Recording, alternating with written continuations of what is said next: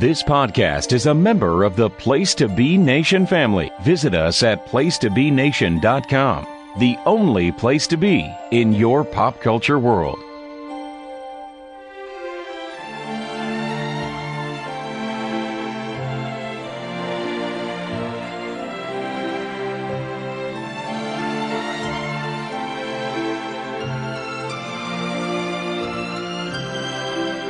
Hello listeners, Glenn Butler here, and I'd like to welcome you to a new concept we're trying here on the Glenn Butler Podcast Hour Spectacular, the Spectacular Advice Hour, where we answer your advice questions.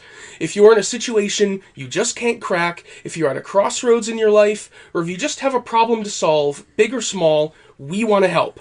Or at least cringe along with you and offer a kind word.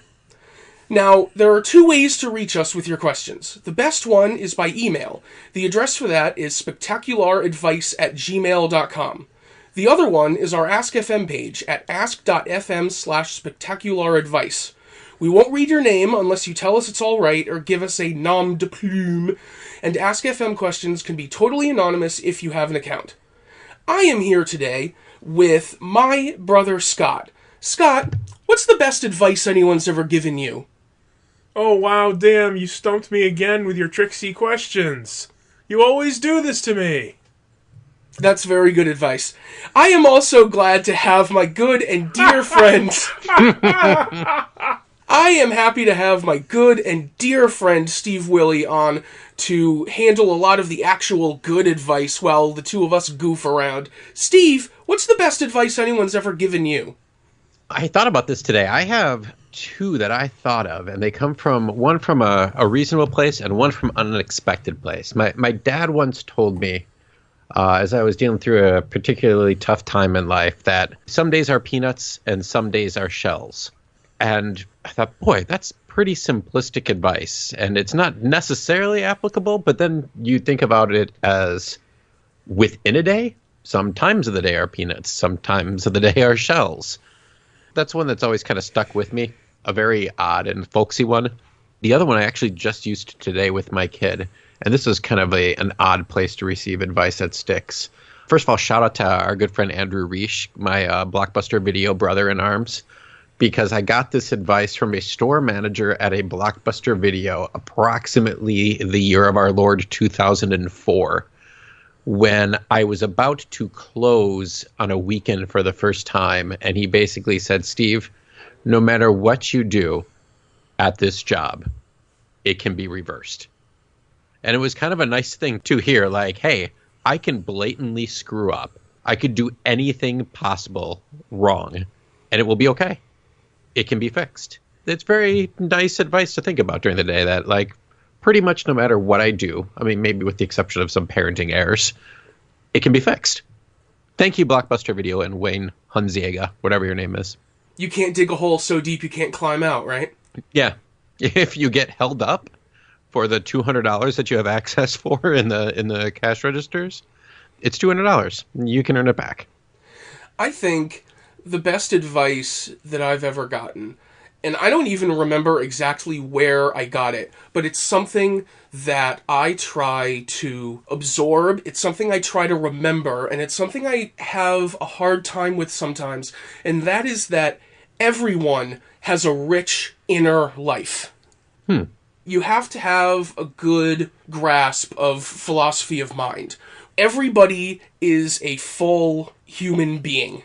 It's very easy to reduce people, and it's very easy to stereotype people, and it's very hard, sometimes for me at least, to really internalize the idea that everybody thinks they do things for reasons, and everybody thinks their reasons are good, because everybody has a rich inner life. Yeah. I printed that out in big bold letters and taped it up above my desk at work, because that's where I often need to remind myself of this. And it's mistaking and forgetting that causes a lot of strife in people's lives and, to be frank, our country's existence right now. Forgetting that people may have different views and they have reasons to believe that, and that is because of their rich inner life. We don't know their circumstances. Exactly. Scott, did you think of one while we were talking about this, or are you still flummoxed? There was that time Dad said, "Go on, fall, you son of a bitch." Okay, that was advice that he gave to, like, forks that fell off the counter. I'm not sure that that's great advice. Well, I think it's important to remember that, sometimes bad things are going to happen, and you just have to roll with it. Dad never just rolled with a bad thing in his life. Sometimes the best providers of advice are the ones who follow it the least. Well, that's true. I did try to learn to control my temper because I saw my dad punch a hole in a wall once, and I'm like, wow, okay, I get that I do that when I'm 15, but he's, like, in his 50s. True, not always fun. But, of course, if you want to hear me talk a little bit more about my parents, listen to my Lucha Undead Shoot interview. Yeah, exactly.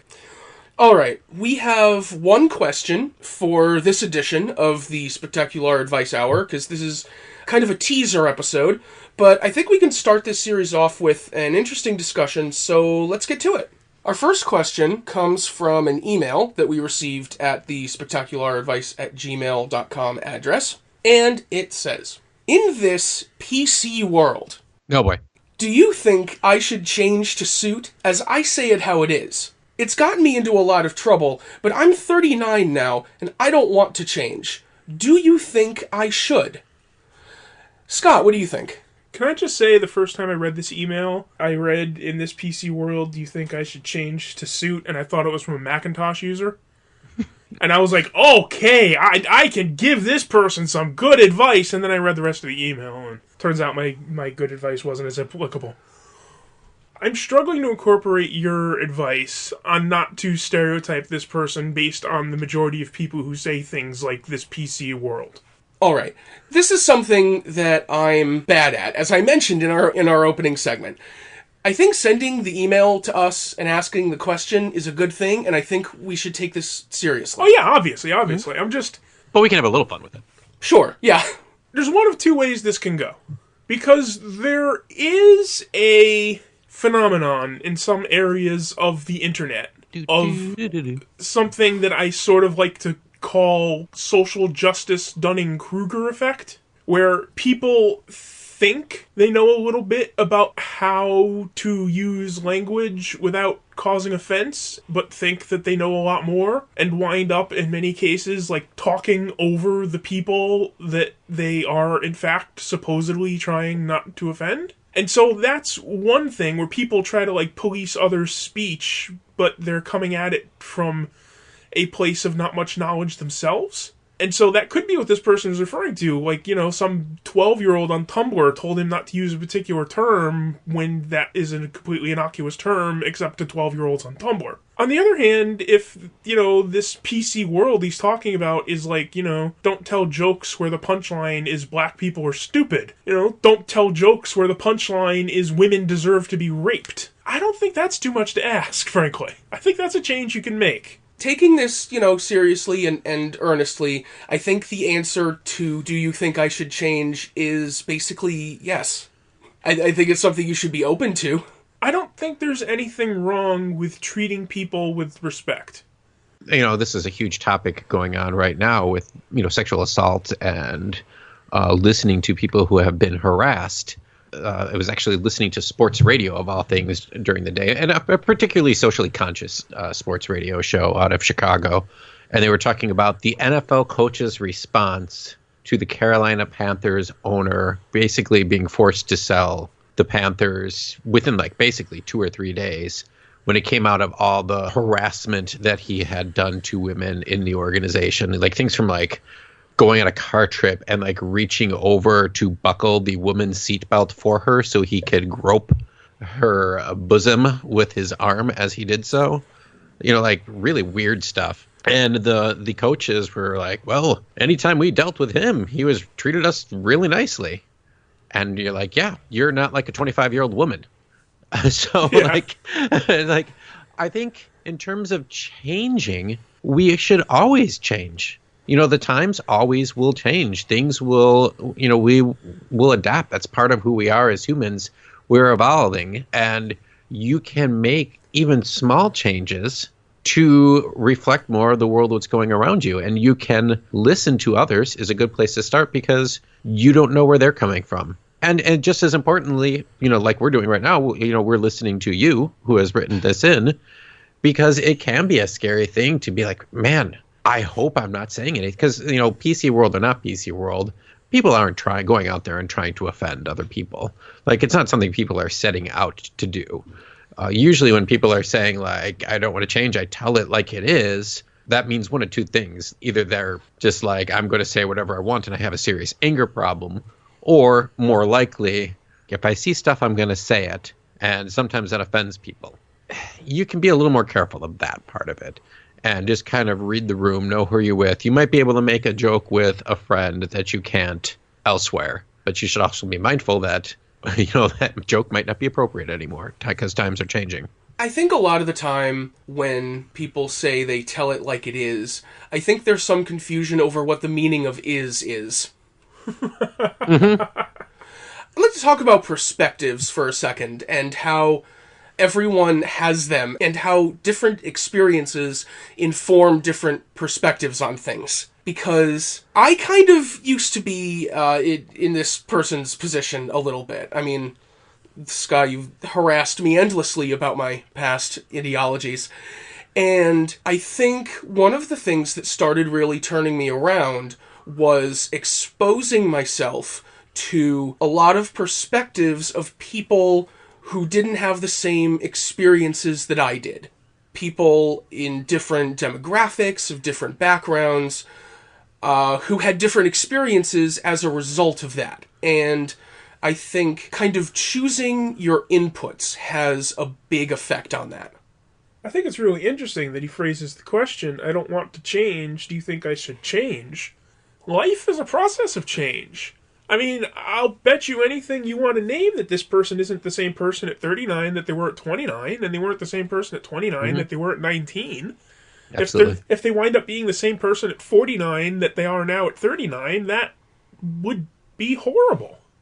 It's the fear of change. It's the being scared of change. It's, can I do it? It's like when you look at, people who are much older, they can change. It's a lot harder to do it because they're so set in their ways, because really of habit or not taking in new experiences. As to your point, Glenn, the more experiences you take in, the more people you know, your viewpoints will change. I had kind of the same background where I was a little bit sheltered in a suburban life, but also coming from a mixed religion family, and then going to a Jesuit school for college, which almost killed my grandma till she realized I didn't have to become a Jesuit. And where I went to school in inner city of Milwaukee, you start having your world changed a little bit. You can go a few miles one way, and it is, one of the most impoverished areas in the Midwest. You go a couple miles in another direction, and you're literally in a community of lawyers and doctors. And to see those kind of discrepancies and to meet more and more people of different walks of life changes you. It changes your viewpoint. More current event type stuff with the Senate race that happened in Alabama recently. The day before the election, there was a 73-year-old man out campaigning for the Democratic candidate for the reason that his daughter committed suicide after identifying as gay. And it opened up his eyes. Like, oh my God, what did I do? And it might have not have been suicide, and I apologize, I'm getting it wrong. But basically his daughter was gay, and she had passed away at some point, and realized, like, man, my whole viewpoint of the world is wrong. I had this in front of me all along, and this should change me, and I can't possibly live my life the way I was, because now I know how other people live. I understand others' experiences. And I think it's also important for those people who are, kind of, as you've referred to, Scott, are more the social warrior types, to also understand where other people are coming from. There are people who are wearing that word deplorable proudly. And it's one of the things I think cost Hillary Clinton the election, was because she didn't take the time to get to know the people who were upset. She didn't step into the common person's world and kind of understand where they're coming from. I really struggle with my everybody has a rich inner life advice at moments like this. Because when a lot of people are talking about the election and they talk about common people or working class people, there's a very particular sort of working class person that they mean. and I think that's a little reductive. Mm-hmm. Yeah, you were thinking of, and we're even getting off course a little bit, but of the lower class white dude. Basically, that's generally what people seem to mean when they talk about common people. And in a society that is not entirely white and increasingly not entirely white, I think that's kind of a restrictive lens to view things through. Well, yeah, and that's the thought process behind understanding where everyone is coming from and trying to step out of the the PC world of like, hey, I can understand where me, Joe Sixpack, is coming from because here's my experience, but I can also understand what's happening a little bit at some level with someone who's an immigrant from a Latin American country, or someone who is gay, or God forbid a woman. Of all those different types of people. And you don't have to look at it as PC. You look at it as being a decent human being.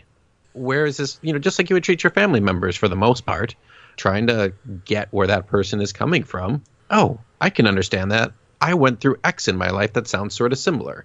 It's not the exact same thing, but I can kind of get where that's coming from. And all of a sudden now, I'm not making those, ridiculous comments or like, yeah, if I said that or someone said that about me, I'd feel like garbage. Now, of course, there's also people who are garbage people and will not change no matter what, because by God, I'm an angry person.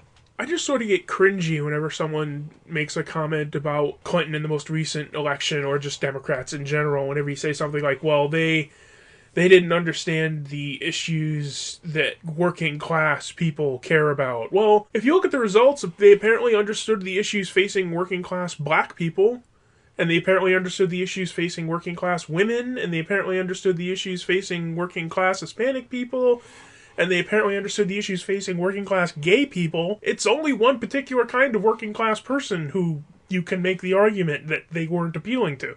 Although also the working class white women as well, which Trump won as well. Yes, exactly. Yeah, there's let's just call it white people. Well, yeah, basically. I mean, in those results, there's a strong tendency for whiteness to overcome any other demographic. God bless America. How did we get so political? We stopped talking about Star Wars. Usually, we're just talking about movies on this show. Yeah, yesterday we were just talking about genocidal fascism, and now here we are talking politics. Yeah, I know. It's weird. I think people can be extremely reluctant, and I don't know if that's the case for this emailer. All I have to go off of is this 3-sentence email, so I don't want to make assumptions, but it can make people very reluctant to change their perspective on things, because then they have to admit that they had been discounting a lot of people's perspective before. Or at the minimum admit they're wrong, which is very difficult to do. It's hard to change your worldview to incorporate the viewpoint of, say, African American people, because then you have to admit that you've lived your entire life to this point discounting the viewpoints of African American people, and that was a mistake. It's hard to change your worldview to incorporate the experiences of women, because then you have to admit that you've lived your entire life discounting the experiences of women. Right. And especially, like I said, the older you get, too. 39 is older, but it's still young. And you still have a long way to go. You'll have to undo maybe some habits. And that's why each group of children that come up have a little bit more empathy for others, because they're meeting a lot more different people. And really, a lot of the things that we stereotype are just social constructs. A lot of kids don't even see them or notice them. They might notice, oh, your skin is a little bit different than mine is. You like to play baseball? Let's go play. Until they're taught. Yes. Until 5th grade, it seems. I'm not talking from any experience. No, not even today. But you even see that with high school and college students, though, where that it's a far different world for them than, say, when we were of that age. I wonder. I really wouldn't know. That's one of the things I like with work with teens and young adults as much as possible in my life, is that generation, seeing the younger generation always gives me hope, where you You see them splitting off maybe from some of their parents' viewpoints and taking a little bit of what they've learned from there, but also incorporating what they see in their everyday life. Yeah, there is a bit of a stereotype about someone going off to college and finding spectacular new ideologies to fervently believe in. But, I mean, it is a very real dynamic where suddenly kids might be in a different place with different people and different sorts of ideas being talked about. And so naturally, that's going to change the way you think, and it's going to change the sort of things you might think are worth thinking about. And it's one of the positives, and then the ultimate negative of, the internet is that we have options to seek out many different types of people and many different communities around the world, or we can retreat into our echo chamber. That, I think, can run both ways, because I think sometimes for someone in a marginalized group, what other people might think of as an echo chamber can sometimes be a way of pursuing self-care or caring for each other, fostering safer environments. That's a really really good point, because I wasn't even thinking of it in that regard. I was thinking of it in, this is the way I work. By God, this is the way my mother and father had it, and they turned out okay, and so I'm gonna stick around with my people. Not as in more of a majority construct as opposed to a minority or marginalized group construct. I think of it primarily in terms of people in the LGBTQ IAP community, because that's a community that I'm in, and I think about a lot of my experiences looking for websites and communities to really find out more about a community that I knew absolutely nothing about from my family, and absolutely nothing growing up from media inputs. There wasn't a whole lot you could absorb, watching TV in the 90s. And there was like a character on My So-Called Life. Yeah, maybe. And so what someone else might call an echo chamber is really a way for people to find out about their communities and to grow into them. Yeah, I see what you're saying, for sure. Stupid words. I got to choose them better. Well, in this PC world. I know. See, I hate when people use that word, because it just sort of polarizes the whole discussion. It's nobody cares about politically correct. It's just about, showing respect for people. It's about respect, and it's about empathy. Yeah, and there's nothing wrong with that. And to be politically correct, I think where it gets me is that people have been using that term since at least the 80s. The world is now more politically correct than ever. And I feel like it was a little after Reagan that was started to use a little bit more. And at some point, that's a whole generation. So it's really not in today's politically correct world. No, this has been that term has been used for at least 30 years. It's not like all of a sudden the world has changed, and 2 days ago we couldn't do this, and now it's this kind of term, I think, is just something that people hold on to. Like, if the emailer is 39 years old, this term has been around his entire life. So it's not like all of a sudden something has changed and he can't be the same person anymore. And really, what is so politically correct? Sometimes people are unpopular when they use ethnic slurs. Sometimes people are unpopular when they harass and rape women. And what is politically correct? Because that doesn't even seem to fall.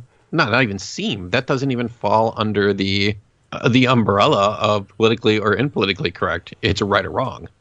See, that's the thing. There are some people that probably grew up in a fairly conservative area of the country with fairly conservative parents and fairly conservative neighbors, and 99% of the population is white. And these people, when they're exposed either via the internet or just via cultural osmosis, they can feel like, wow, this whole cultural milieu is very different from the one that I was raised to be a part of, and I'm not really quite sure where I stand or how I should behave, and this is very confusing and scary to me, and I don't know any better word to describe it other than to call it PC.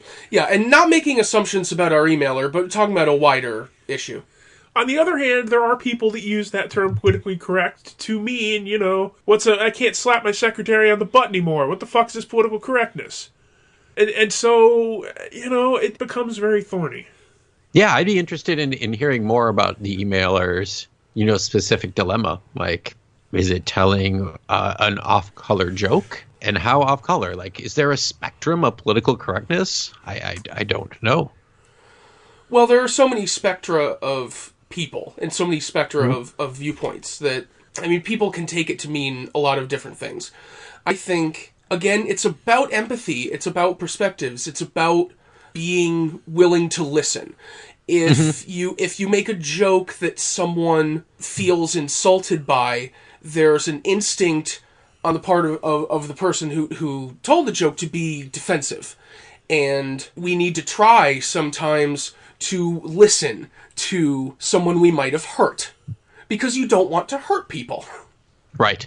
And then not say, I'm sorry I offended you. No. Real apologies, please. Where I try to change all the time is trying to get better at pointing out, say, if a friend or if a colleague or even if just someone around me is saying that, to stand up and say, no, that is not okay. It doesn't even have to be where someone is being marginalized as around us, but just point out in regular conversation, come on, man, that's not cool to say. And that's a tough thing for people to do, to call out a friend or to call out like a work colleague, to basically shut them down and say, no, this is not a right thing to do. But in terms of being a friend, it's the right thing to do. And it's our way of making the world a little bit better place and maybe having them think a little bit more the next time they do something. Yeah, that's something that is very hard to do, and I'll admit I don't do nearly enough. Yeah, and I think, and just knowing you too, like, and I speaking for myself as well here, it's that avoidance of conflict. Yes, absolutely. So, PC, don't like the term. need a little more specifics, but overall, it's not like you're going to change no matter what. You are always changing. No one is firm in their ways. So it's more of a matter of just listening to the other people around you. If you make a mistake, it's okay. Apologize and mean your apologize and learn from your apology and try to put yourself in new spaces. And this is going to seem silly, but like as small as just, if you're a religious person, going to a church in a different neighborhood, maybe in a Hispanic area or an African American area, volunteer somewhere, or go on the internet and just listen to other people's stories. There's literally an infinite amount of people out there, and you won't have to make that many changes in your life. Part of what I do in my practice is like, hey, just pick one or two things, make small changes, and those are easy to do. As opposed to, oh my God, I have to change my whole worldview. Hey, maybe you will, but it takes time. But you can start with small steps. I would say, as one small step, if you're active on social media, try reading more people from different demographics, different backgrounds, different ethnic backgrounds, or sexualities, or genders, or anything. Socioeconomic levels, just people who have different experiences than you do, to just see on a daily basis, if you're reading things on social media, just what the world looks like to other people. And that can be completely passive. Follow a few people on Twitter, and you get that in your feed regularly, and that's not something that you're expending a lot of effort to go and seek out every day, but over time you just see a lot of different things that you might not have before. And you don't have to, like I said, you don't have to even do 100 different places. Like maybe pick one area that you want to learn more about. Pick one thing and then look up a couple, social media sites about that and click on the articles that they post or the blog posts that they might post. And it's just small things like that will start changing your worldview. Yeah, and these things happen slowly, but I would recommend to be open-minded. Mm-hmm. And if you are a Mac user in this PC world, I would definitely advise you to change. PCs are going to be cheaper for your hardware. It's going to be more easily customizable, more easily upgradable. There's a wider variety of software available. It is true. I still have PTSD from Macintoshes in the 90s. They were heavy, heavy things.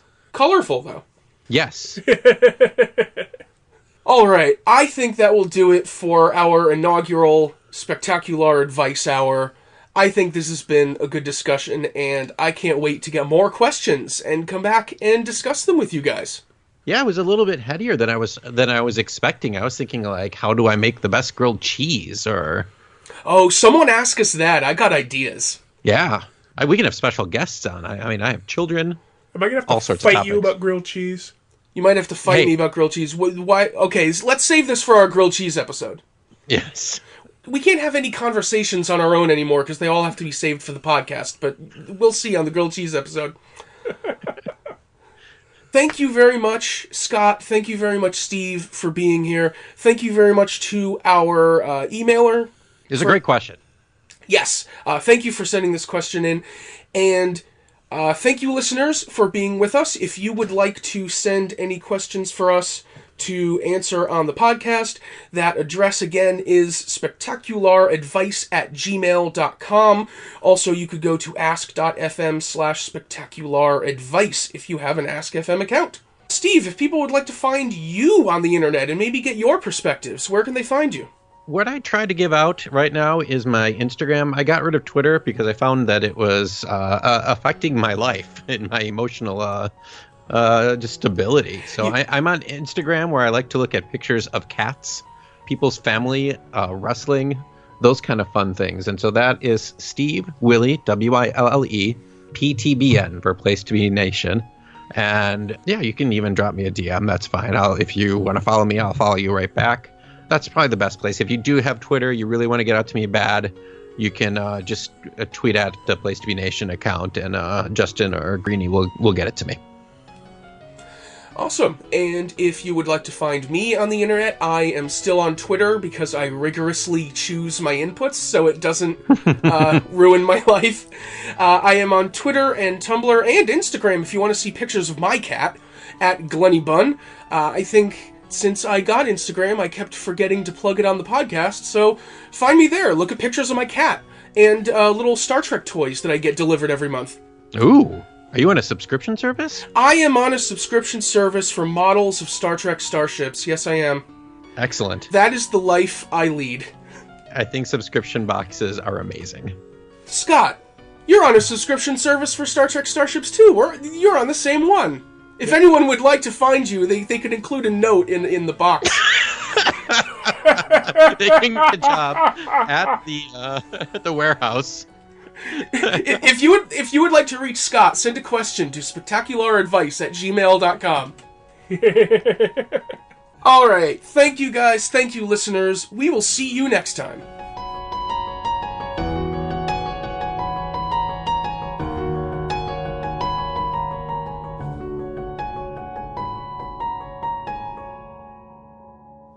Oh, I didn't look at the signature on the email. It was sent from his iPhone. No. Well, hopefully he doesn't hate our response. Well, then maybe he is a Macintosh user.